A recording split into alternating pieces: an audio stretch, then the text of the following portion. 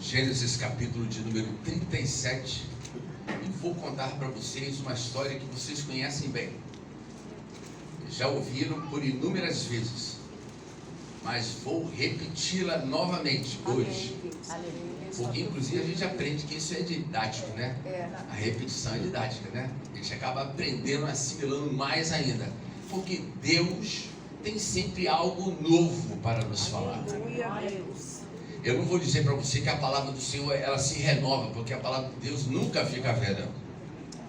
O que se renova é a misericórdia do Senhor de nos mantermos aqui, em pé aqui nesta manhã. E o Senhor já fez isso quando você acordou e disse para você assim: você vai viver mais um dia. E está aqui hoje, nesta manhã, reunido para prestar um culto de adoração ao nosso Deus. Gênesis capítulo 37 diz assim a palavra do Senhor. Conta a história, uma das histórias mais bonitas da Bíblia, depois da história de Jesus, depois do episódio que aconteceu com o Filho de Deus. A história de José é a história, uma das histórias que mais nos encantam. É uma história que conta uma realidade que parece-me muito igual à nossa. Então nós vamos ver aqui, diz a palavra do Senhor, a partir do verso 1. Jacó habitou na terra das peregrinações de seu pai, na terra de Canaã. Esta é a história de Jacó. Quando José tinha 17 anos, apacentava os rebanhos com seus irmãos. Sendo ainda jovem, acompanhava os filhos de Bila e os filhos de Zilpa, mulheres de seu pai, e trazia mais notícias deles a seu pai. Ora, Israel amava mais José do que todos os seus outros filhos, porque era filho da sua velhice, e mandou fazer para ele uma túnica talar de mangas compridas. Quando seus irmãos viram que o pai o amava mais do que todos os outros filhos, odiaram-no e já não podiam falar com ele de forma pacífica. E diz o verso 5, José resolve contar os seus sonhos. José teve um sonho e contou aos seus irmãos, por isso o odiaram ainda mais. Amém? Podemos tomar assento. A nossa primeira palavra nesta manhã é uma palavra de gratidão. Gratidão a Deus pela misericórdia do Senhor, que se renova a cada manhã nas nossas vidas e nos faz estarmos aqui reunidos neste lugar. Vimos aqui nesta manhã para juntos, unidos, prestarmos um culto de adoração a Deus nesse lugar. A figura mais importante aqui é o nosso Deus. É o nosso Deus, o nosso Senhor. Por isso, a Ele toda a glória, toda a honra, todo o louvor aqui hoje, nesta manhã. A história de José todos nós conhecemos. A gente aprende desde pequenininho na escola dominical, para aqueles que a gente pode dizer que foram criados, se é que a gente pode usar essa expressão, criados na igreja desde pequeno, né? A gente conhece, aprende desde pequenininho a história de José, uma figura sem par na história bíblica. A Bíblia conta essa história, e essa história começa aqui no capítulo de número 37. Sabemos que José, na realidade, é bisneto de Abraão. Sabemos que ele era neto de quem? De Isaac, né? E filho de Jacó. Os patriarcas que nós todos conhecemos da Bíblia. A história de José é uma história muito parecida com a realidade de muita gente nos nossos dias. E se você quiser se enquadrar com essa realidade, você pode se enquadrar, porque você vai ver que existem aqui inúmeras passagens que José passou. E parece-me que todos nós enfrentamos nos nossos dias, também podemos dizer assim, dias atuais. A gente sabe muito bem que José era um menino de sonhos. Ele era um menino que sonhava. A Bíblia começa a contar isso no capítulo de número 37. E ele resolve contar os seus sonhos. Contar os seus sonhos para a sua família. Eu aprendi que nem tudo aquilo que Deus mostra para a gente deve contar. coisas que Deus mostra para a nossa vida são para nós, para a nossa intimidade, esperando somente o cumprimento de tudo aquilo que Ele nos mostra. Então a primeira lição que nós podemos repartir aqui com os irmãos essa manhã, entre muitas outras lições que nós poderíamos partilhar com os irmãos aqui hoje nessa manhã, é que existem segredos na nossa vida, que são segredos só nossos. É que o Espírito Santo conta para a gente, e a gente espera acontecer, para depois a gente contar quando aconteceu. Aleluia, Deus. Então José era um menino que sonhava. E detalhe, não somente sonhava, como vivia numa família muito parecida com a nossa. Uma família que tinha problemas. Por sinal, a gente sabe muito bem que a igreja é a reunião de famílias problemáticas. Todas as famílias têm problemas. Cada um de uma forma distinta uma da outra. Mas todos nós temos problemas.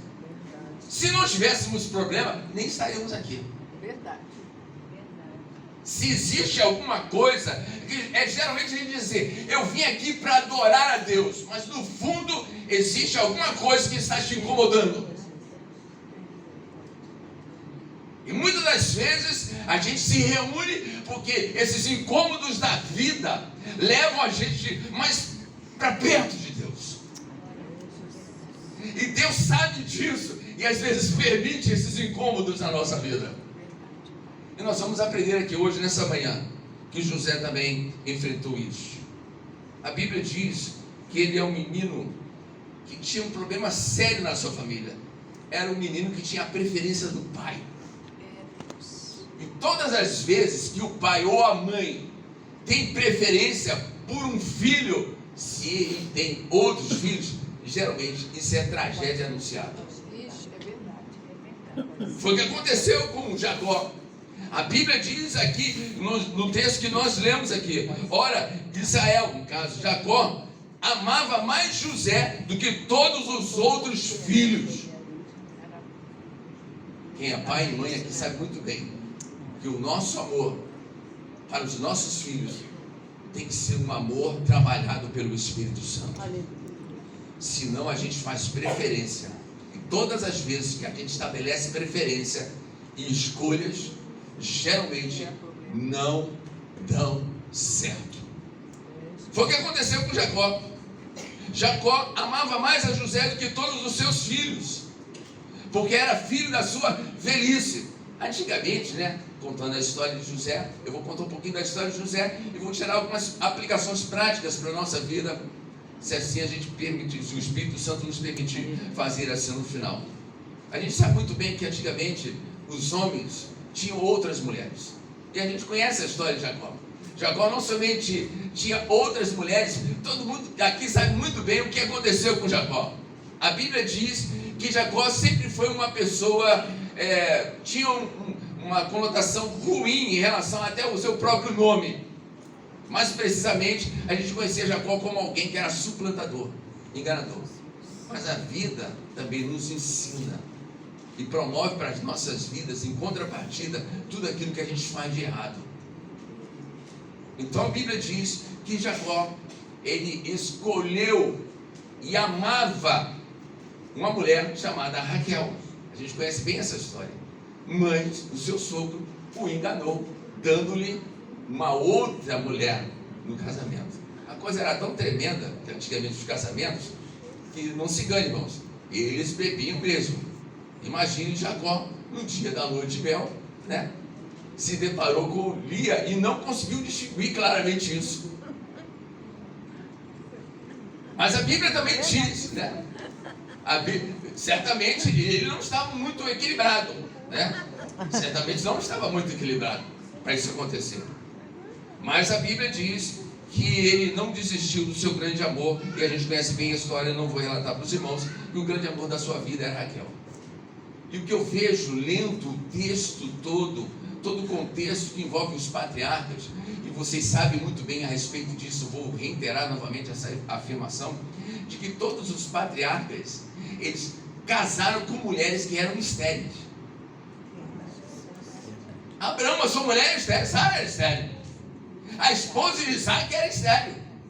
E a esposa que Jacó amava era estéril. E quando a gente lê isso, a gente vê o seguinte: todo o plano que Deus construiu para o seu povo deveria estar alicerçado e estruturado no agir e na vontade de Deus. Entendo bem isso, porque Deus trabalha com propósito. É o que eu quero ensinar para vocês, se assim me permite usar essa expressão de ensinar. Quero trazer para vocês essa realidade. Deus trabalha com propósito na nossa vida. Você sabe que Deus tem propósito para a tua vida? Glória a Deus. Você está consciente de que Deus tem propósitos para a tua vida? Então Deus tinha propósito para aquele povo. Deus escolheu Abraão, e a gente sabe como Deus escolhe Abraão. Isso está inserido lá no capítulo 12 desse mesmo livro de Gênesis, quando Deus chama Abraão no meio de uma idolatria tremenda. Tira Abraão, porque conhecia o coração de Abraão, e fala para Abraão: Abraão, eu vou te tirar dessa terra, da terra dos teus pais, e vou te levar para uma terra distante, e lá eu vou abençoar a tua vida, e em ti serão benditas todas as famílias da terra. Mas você vai aprender a depender de mim. Aleluia. Quando eu vejo a história dos patriarcas, eu vejo como nós dependemos de Deus. Ele fechou o ventre daquelas mulheres para dizer o seguinte, para mim e para você, como ensina aqui hoje nessa manhã: quem controla todas as coisas sou eu. Nós estamos diante de um Deus que controla tudo. Obrigada. Por isso que Ele é Deus. Por isso que Ele é Senhor da nossa vida, porque Ele controla todas as coisas. O querer e o efetuar estão na vontade desse Deus Todo-Poderoso. Aleluia, Deus. Oh, aleluia. Deus de Israel. Glória a Deus. Glória a ti, Jesus. Então nós servimos a um Deus que controla tudo. E voltando à história de José, José era oriundo, era descendente desses homens: Abraão, Isaac, Jacó. Homens que tiveram os seus nomes na história, mas tiveram problemas também. Famílias às vezes desconjuntadas, erros no cumprimento da missão. Mas a Bíblia diz que Deus estava controlando todas as coisas. Aleluia. A história de José é a história de um menino de muitos sonhos. Um menino que tinha a preferência do pai, como eu já disse para você. E um menino que era invejado pelos seus irmãos. E é o grande problema. Você sabia que os grandes problemas que surgem na nossa vida, muitas das vezes, são oriundos, não daí de fora, mas é do meio da família. É na família que se promovem os maiores conflitos existenciais. E é na família de José que surgiram os sentimentos mais ruins para a vida dele. E diz a Bíblia que era um menino invejado pelos seus irmãos. Um menino que enfrentou uma crise familiar tremenda. Sofreu na mão dos seus irmãos. Primeiro, a gente sabe muito bem que tentaram matá-lo. Segundo, não querendo matá-lo, jogaram numa cova. Não satisfeito por estarem ali colocando ele na cova, venderam para uma companhia que estava passando de midianitas que estavam seguindo para o Egito. A história de José é uma história muito simples. E eu aprendo logo de início. Eu vou deixar para você o seguinte: é difícil falar isso, porque costumeiramente a gente se reúne, principalmente nos cultos de oração, nos cultos em que a gente vai para receber alguma coisa, e geralmente a gente diz: eu vou lá para receber. É uma expressão que nós deveríamos mudar um pouquinho nas nossas reuniões. Eu não vim aqui para receber simplesmente. Eu recebo por consequência, mas eu estou aqui para adorar ao nome do Senhor Jesus. Aleluia, Deus. Então eu aprendo aqui como uma lição para a nossa vida, em primeiro lugar, como foi a primeira crise que José enfrentou. Crise faz parte da nossa peregrinação espiritual aqui na terra. E eu vou anunciar para você: crente enfrenta a crise. É difícil ouvir isso, porque às vezes a gente ouve por aí: vem para cá, né? Vem para cá e pare de sofrer. A gente já via isso em igreja. Pare de sofrer, venha para cá. Isso não é o evangelho de Jesus. Porque José, a Bíblia diz que ele enfrentou uma crise. E o que é crise? Crise é tudo aquilo que tira a gente da nossa zona de conforto. Está muito bem aqui. Está legal. Não mexe não. Está tudo certo. Eu não quero nem sair daqui para não enfrentar a crise. Mas eu aprendi uma coisa simples. Na nossa caminhada cristã aqui na terra, nós vamos enfrentar muitas crises. E tem muita gente aqui hoje, nessa manhã, enfrentando crises na sua vida. Crises que não são contadas, crises que não são verbalizadas, mas o Espírito Santo está olhando o que você está vivendo aqui hoje nessa manhã. E nesse processo de sondar o nosso coração, que Ele faz aqui hoje nesta manhã, e em olhando aquilo que você está vivendo, Ele diz aqui para você nessa manhã, claramente ao seu coração: você está enfrentando crise, mas você veio ao lugar certo nesta manhã. E a primeira crise que José enfrenta foi a crise de ter sido afastado daquelas pessoas que ele mais amava. Imagine um jovem de 17 anos jogado numa cova do deserto na expectativa da morte. Mas eu vou relatar para vocês com uma palavra profética para a vida de vocês aqui hoje nessa manhã, uma frase que mexeu muito o meu coração em lendo esse texto todo de José. Na cova, na prisão, esquecido, invejado, vendido, a Bíblia sempre afirmou a respeito de José: e Deus era com José. Então eu vou dizer para você aqui hoje nessa manhã: Deus é com a tua vida. Aleluia. Oh, aleluia. Diga para o seu irmão que está ao seu lado: Deus é com a tua vida. Aleluia. Oh, aleluia.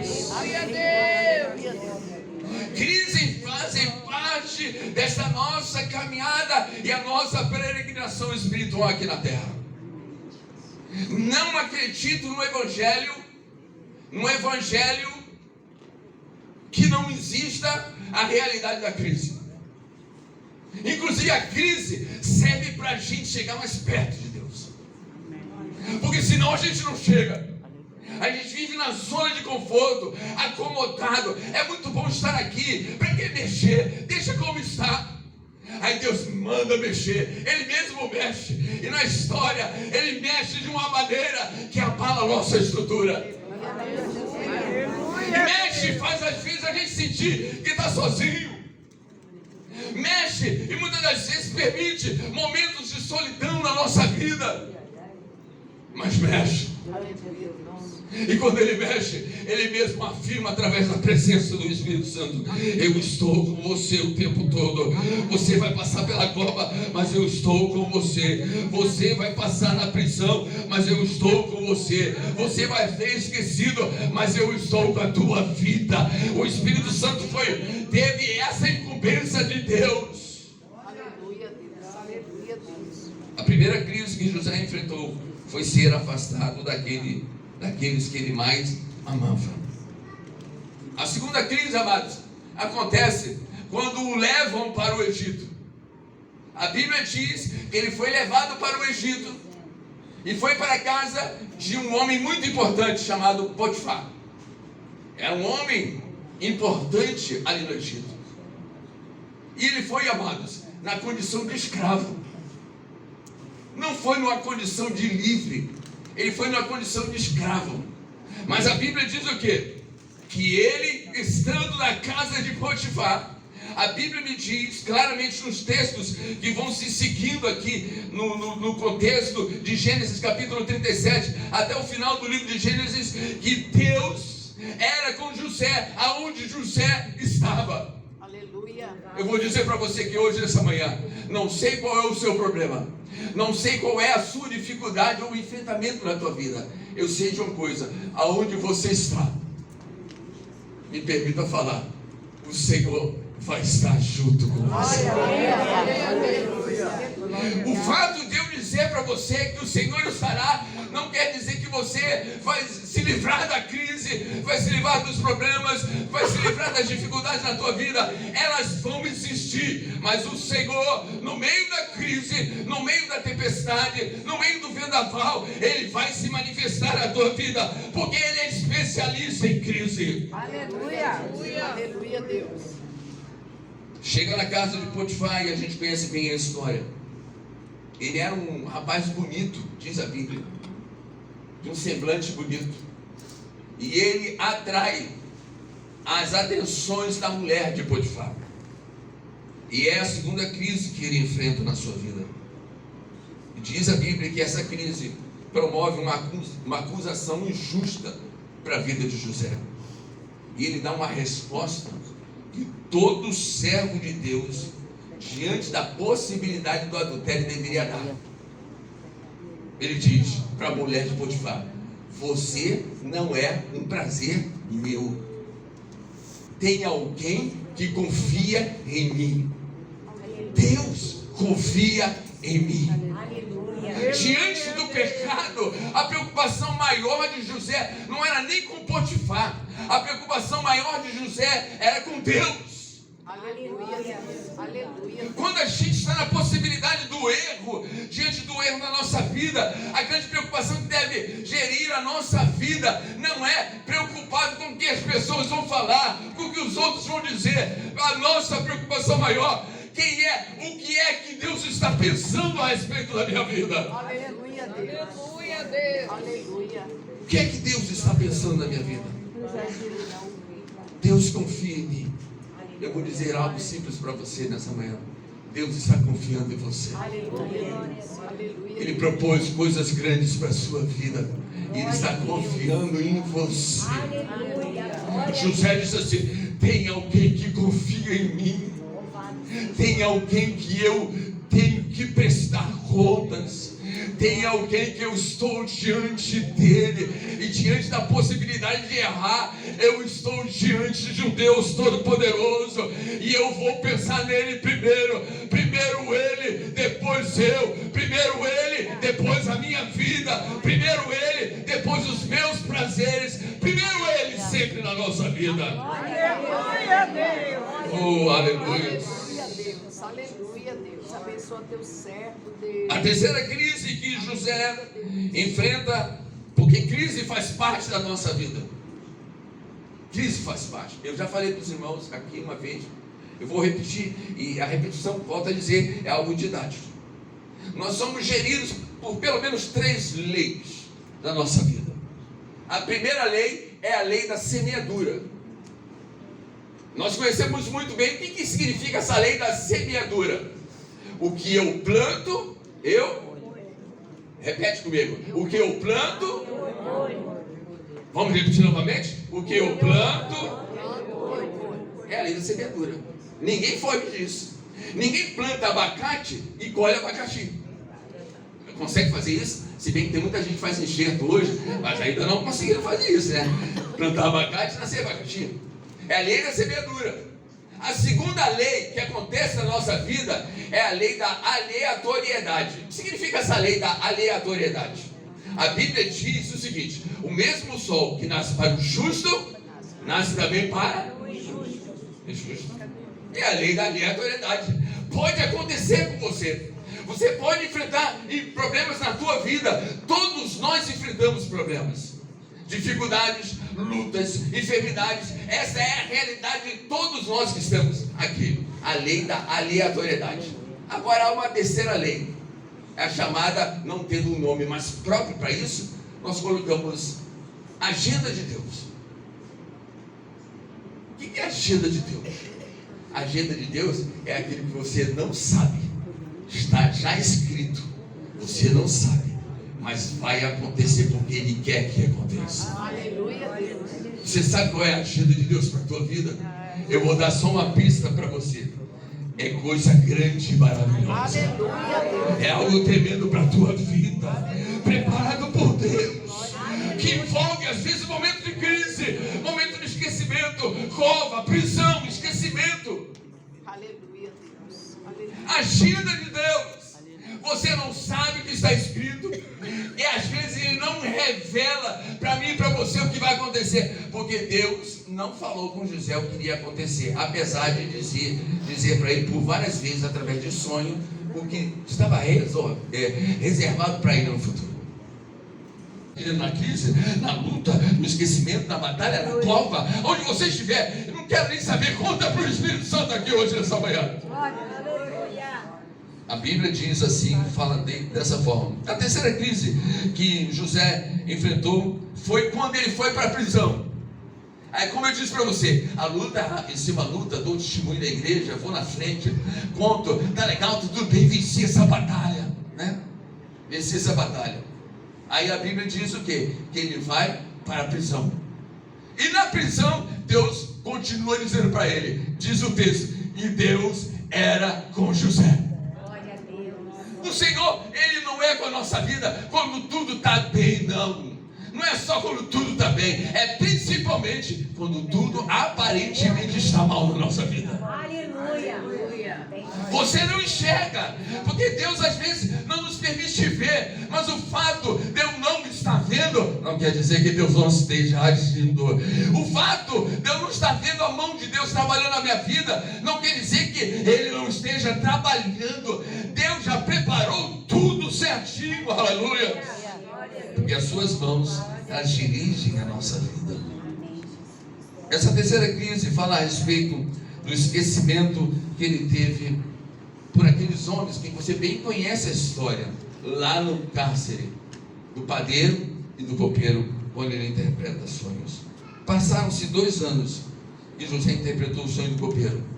Às vezes a gente tem essa sensação na nossa vida, eu não sei se você já experimentou isso, mas eu já experimentei. É orar e parece que o céu está de bronze. É orar e parece que a resposta não vem. Aí a gente começa a estabelecer alguns critérios de avaliação em relação a Deus. Deus não está nem aí para o meu problema. Deus se esqueceu de mim. Parece que Deus, olhando toda a humanidade, Ele não consegue me enxergar, Ele não consegue me ver. Mas deixa eu dizer uma coisa para você. José estava ali na prisão, mas Deus não esqueceu dele. Aleluia, Deus não esqueceu da vida dele. A Bíblia diz isso claramente. Diz que quando José vai para a prisão, aquilo que estava descontrolado, desorganizado, porque aonde o servo de Deus chega e controla tudo. Aleluia. Não é assim? Organiza tudo. Porque o crente deve ser assim: chegou, abençoou. Não é assim? Chegou, abençoou. Não é chegou, porque tem gente que chega e espalha. Chegou, espalhou. Não é isso? Não, chegou, abençoou. A Bíblia diz que José entra na prisão e a prisão começa a prosperar. E na prisão Deus dá revelação para José. Diz o texto que ele enfrenta esta realidade e essa crise do esquecimento. Imagine, traído pelos seus irmãos, caluniado pela mulher de Potifar, condenado à prisão, esquecido por todos.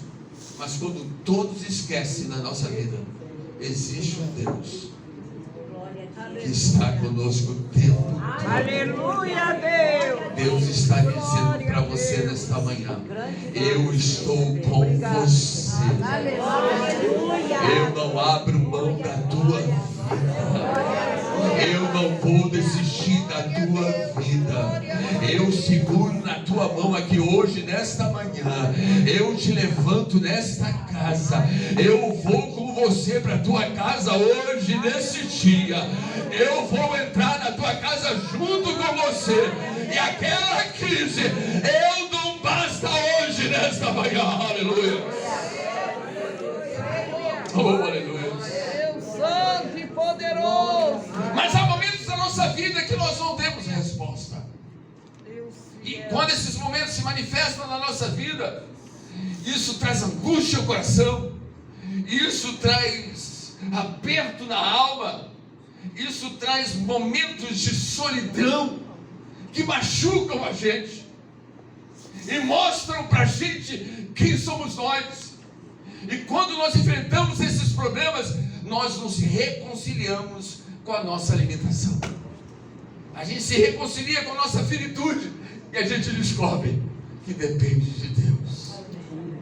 Por que é que a gente só chega para Deus quando as coisas estão apertadas?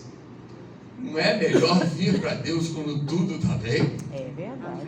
Não é melhor vir para Deus e não usá-lo como ídolo? O que quer dizer isso? Porque muitas das vezes nas nossas reuniões a gente vai com aquele intuito: eu vou lá para Deus resolver o meu problema. Eu vou lá para Deus dar uma solução para esse meu caso. Eu vou lá para Deus me curar. Deixa eu dar uma notícia para você: Deus não é um simples resolvedor de problemas. Resolvedor de problemas são os ídolos aí fora.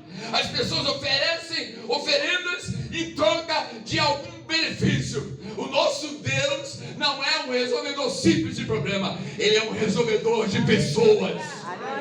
Deus está aqui não simplesmente para resolver o teu problema. Deus quer resolver a tua vida aqui hoje, nessa manhã. Glória a Deus. Aleluia, Deus. Aleluia, Deus. Mas o que é que nós aprendemos com essa história de José? Algumas afirmações que eu espero que ajudem você a viver um pouco melhor em relação àquilo que José enfrentou, e é uma realidade que todos nós enfrentamos. Seja qual for o futuro diante da tua vida, seja qual for o futuro, independente daquilo que você está planejando ou sonhando, aprenda um princípio que é importante, que eu aprendi lendo esse texto e pude escrever algumas coisas para mim e para vocês também hoje aqui nessa manhã. Eu aprendi em primeiro lugar que Deus é soberano. Deus é soberano, que glória. Por cima de todas as coisas, por cima dos fatos, por cima de todos os atos, por cima de todas as decisões, por cima de todas as intenções, por cima de todas as ocasiões possíveis, enfrentadas ou não enfrentadas, por cima das circunstâncias que cercam a nossa vida, sejam elas boas ou más, por cima de todas as coisas que acontecem, ou que vão acontecer, ou vão deixar de acontecer na tua vida, por cima de toda a maquinação humana, todo o plano do inferno contra a tua vida, por cima de toda a bondade, por cima de todas as maldades feitas ou praticadas contra a tua vida, por cima de tudo isso, Deus está. Deus está no controle de todas as coisas. Acima do teu pai, acima da tua mãe, acima da igreja, acima do pastor, acima de tudo, Deus está acima de todas as coisas. Ele é soberano, aleluia. E quando eu estava lendo esse texto em relação à definição de soberania, eu pude gerar algumas aplicações do tipo: no dicionário da língua portuguesa, a palavra soberania está explicada da seguinte forma: o que é soberania? Autoridade suprema que detém o poder sem restrições. Isso é soberania. Vou repetir novamente: o que é soberania segundo o dicionário, uma visão denotativa da palavra? Autoridade suprema que detém o poder sem restrições. Agora também há uma definição teológica a respeito de soberania. Significa o seguinte: controle, domínio absoluto de Deus sobre tudo e sobre todos.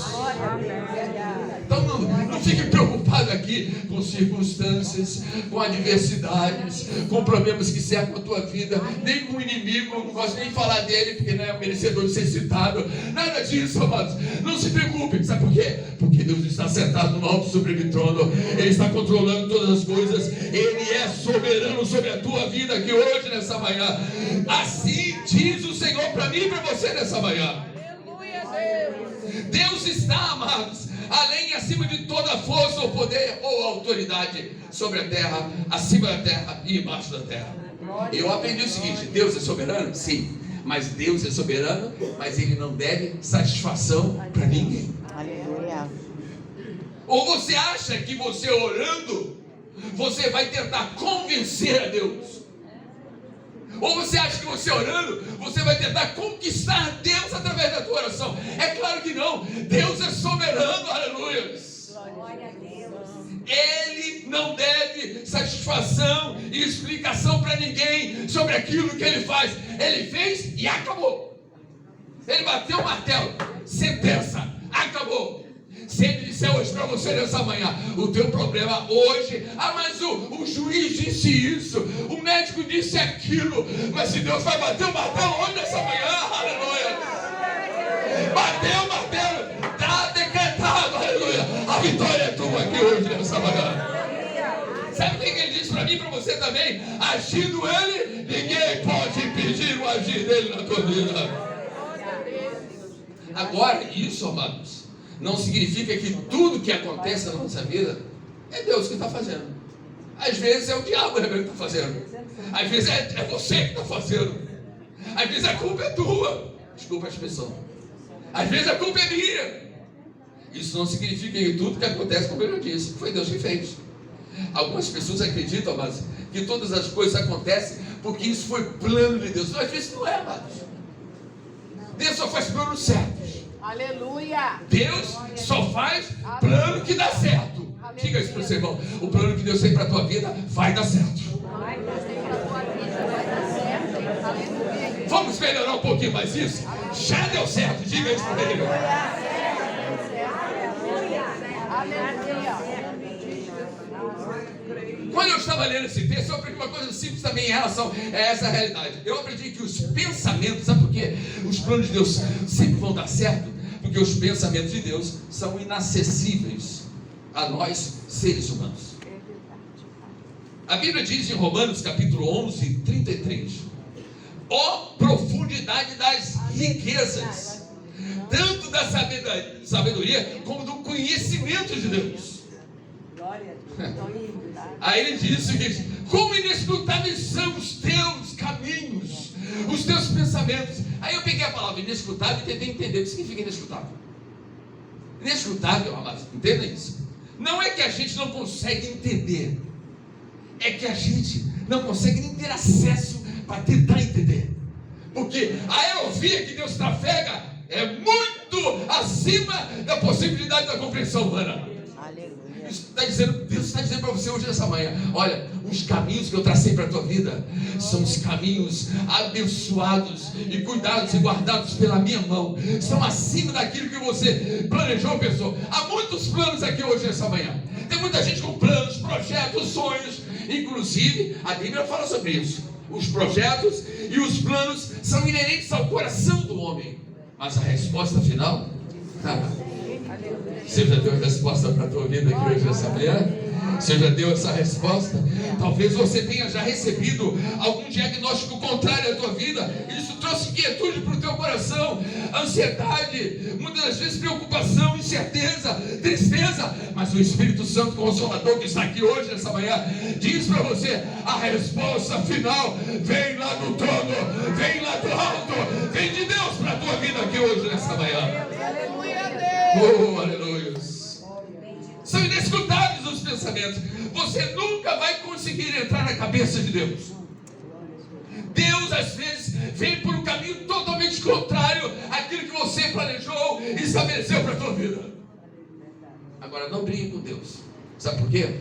Porque Deus sabe o que é melhor para a tua vida. Deus sabe o que é melhor para a tua vida. E às vezes a gente se pega brigando com Deus. E às vezes a gente até ora. E quem já orou assim, já ouviu falar assim: é por aí, Senhor. A gente não fala assim, às vezes, como se Deus não soubesse o caminho. Eu vou dizer para você, você não precisa dizer isso para Deus, porque Deus às vezes vem por uns caminhos que a gente não imagina, mas Ele vem por uns caminhos que vão te levar à vitória da tua vida. Então eu vou te dar um último conselho aqui hoje nessa manhã. Eu aprendi lendo esse texto. Pare de ficar perguntando por que na tua vida. Planificar. Começa a fazer uma pergunta diferente. Pergunte: Senhor, para que, Senhor? José poderia ter pensado assim: por que Deus me escolheu e não escolheu meus irmãos? Por que Deus não me mandou pegar um voo, no aeroporto e pousar lá na cidade do Cairo, e não precisar passar pela cisterna, pela prisão, e já pousar lá no Cairo, e já sentar direto no trono. Por que Deus não fez isso? Se a gente pudesse pensar, imaginar um avião naquela época. Porque os meus irmãos odiaram tanto a minha vida?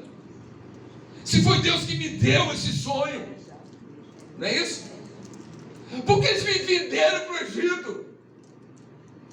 Porque eu fui para a casa de Potifar? Porque aquela mulher me tentou? Porque Deus permitiu que isso acontecesse? Porque eu fui para a prisão? Porque eu fui esquecido na prisão? Então pare de perguntar por quê. E fale para Deus: Senhor, é para a glória do teu nome isso? Seja feita a tua vontade na minha vida. Aleluia. Oh, aleluia. É para a glória do nome do Senhor. Por último, amados, as circunstâncias que José passou e viveu na sua vida, como as nossas circunstâncias que servem a nossa vida, que muitas das vezes são adversas àquelas que nós imaginávamos, não impedem o plano de Deus na nossa vida. Nenhuma circunstância. Porque o desenvolvimento do plano de Deus na vida do seu povo não significa ausência de adversidade. Deus nunca prometeu para ninguém: vem para cá e você não vai ter problemas. Por sinal, parece-me que a realidade é diferente. Vem para cá e você vai ver o que é problema. É assim? Às vezes acontece. José foi vendido como escravo e foi uma experiência terrível. Ser vendido como escravo, mas para quem era livre, é pior ainda. Agora, ser vendido como escravo pelos seus próprios irmãos, né? É inimaginável isso. Porém, podemos afirmar que todas as coisas vão contribuir para o plano de Deus lá na frente. José falou assim, e eu aprendi uma coisa muito maravilhosa, amados. Quando Deus diz que Ele tem um plano na nossa vida, quando Deus tem um projeto na nossa vida, às vezes a gente canta algumas bobagens na igreja, né? Do tipo de, eu vou ser colocado no altar e vocês vão me aplaudir e outras coisas mais. Esse tipo de bobagem que a gente está cantando por aí. Esse tipo de coisa às vezes. Na realidade eu aprendi uma coisa muito simples a respeito de José. Qual era o projeto maior de Deus? Era simplesmente colocar José no trono? É claro que não, amados. O plano de Deus está aqui. Eu vou ler para vocês. Vamos abrir as nossas Bíblias. Lá em Gênesis, capítulo de número 45, verso de número 7. Capítulo 45, 7. A gente acredita que todas as coisas contribuem para o bem daqueles que amam a Deus? Sim. Qual é o plano de Deus, amados? O plano de Deus não é tirar José da casa dele e passá-lo por um processo tão doloroso como ele passou. Simplesmente vai colocá-lo no trono e fazer dele uma pessoa importante no Egito. Diz aí o texto, 45, verso 7. Deus me enviou adiante de vocês para que fosse conservado para vocês um remanescente na terra e para que a vida de vocês fosse salva por meio de um grande livramento. Aleluia. Há coisas que Deus vai fazer na tua vida que você não vai entender no momento, mas lá na frente você vai conseguir compreender que o nome do Senhor vai ser glorificado através de você. Aleluia. Por isso que eu afirmo, amados, que o milagre não é um favorecimento particular para quem quer que seja. Porque toda vez que Deus faz um milagre, Ele não faz um milagre para satisfazer os meus desejos. Ele faz um milagre, primeiramente, para que o nome dele seja glorificado. E há um propósito maior para a vida e para aqueles que seguem os planos de Deus para a sua vida. Foi o que aconteceu com José. Sabe o que Deus queria fazer? Deus queria conservar o seu povo, porque esse povo daria origem ao Messias. Eu vim para o Egito. Fui trazido aqui para o Egito para conservar vocês em vida. Vocês intentaram mal contra mim, mas Deus reverteu esse mal em bem. Que coisa gloriosa. Que coisa gloriosa. As coisas que Deus faz da nossa vida contribuem para um plano maior na nossa vida. Aleluia. José estava na condição de escravo na casa do seu senhor egípcio, mas o Senhor dos senhores estava com ele. José, como eu já disse, já foi jogado na prisão, porém o Senhor estava com ele. Deus tinha um projeto maior, amados. O projeto que Deus tem para a tua vida não é satisfazer simplesmente os teus desejos. Deus tem um plano maior, um plano maior de Deus para a tua vida. O nome dele vai ser glorificado, ele vai aparecer na tua vida e você será o veículo para que isso aconteça aqui na terra. Aleluia. Oh, aleluia. Eu aprendi, amados, que às vezes nós ficamos tão preocupados em mudar a nossa condição e sair da onde a gente está, de onde nós estamos, para ver se as coisas melhoram. E a gente deixa de perceber que aonde a gente está, passando o que a gente está passando, Deus está conosco e o nome dele está sendo glorificado. Aleluia, Deus. Não são as condições favoráveis, amados, que determinam o sucesso da nossa vida. Nós vamos passar com condições adversas na nossa vida, mas o nome do Senhor será glorificado em todas elas, porque o plano de Deus para a tua vida é algo maior na tua vida. Entenda isso, igreja. O nome do Senhor está sendo glorificado aí em tudo aquilo que você está vivendo. Aleluia. Oh, aleluia. Oh, aleluia.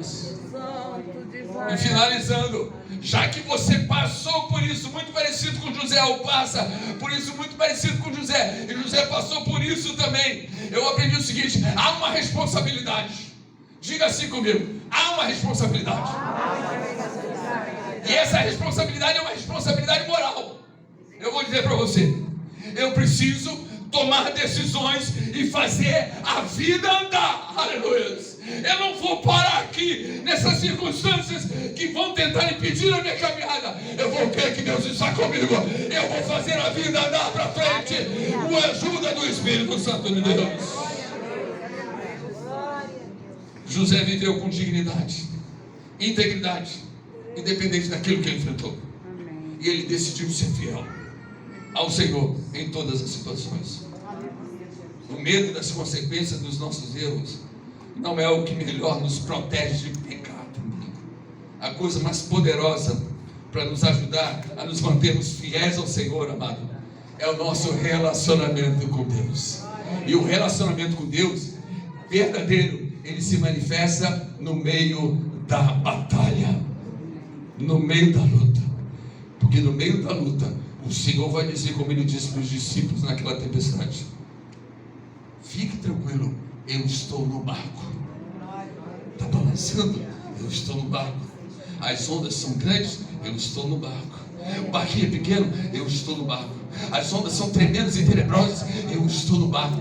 A dificuldade é grande? Eu estou no barco. Ah, vai tentar me impedir? Eu estou no barco. Calma, meu filho. Ainda diz o Senhor para mim e para você aqui: aquieta o teu coração, acalma a tua vida.